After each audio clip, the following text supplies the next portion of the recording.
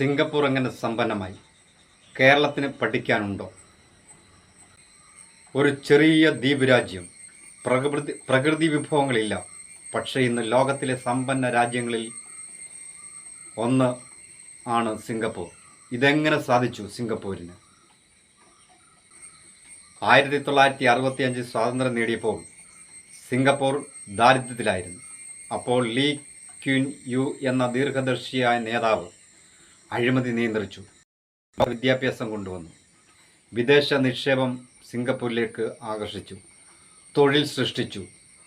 ചെറിയ രാജ്യം ലോകത്തിൻ്റെ സാമ്പത്തിക മാറിയതിൻ്റെ പിന്നിലുള്ള രഹസ്യം ഇതാണ്. 1965 മുതൽ 1990 വരെ നടന്ന അതിവേഗ മാറ്റം സിംഗപ്പൂരിനെ ഏഷ്യയുടെ സാമ്പത്തിക കേന്ദ്രമാക്കി.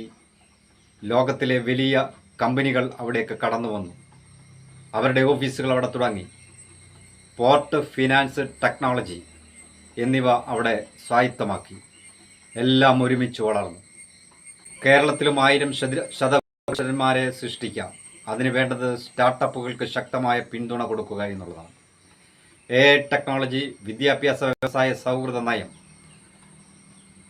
ലോക നിക്ഷേപം ആകർഷിക്കൽ, യുവാക്കൾക്ക് സംരംഭകത്വം തുടങ്ങുവാനുള്ള ധൈര്യം കൊടുക്കൽ എന്നിവയാണ് കേരളത്തിന് ആവശ്യം.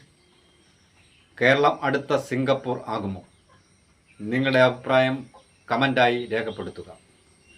ഈ വീഡിയോ ഇഷ്ടപ്പെട്ടാൽ ലൈക്ക് ചെയ്യുക, ഷെയർ ചെയ്യുക, കമൻറ്റ് ചെയ്യുക. Good bye.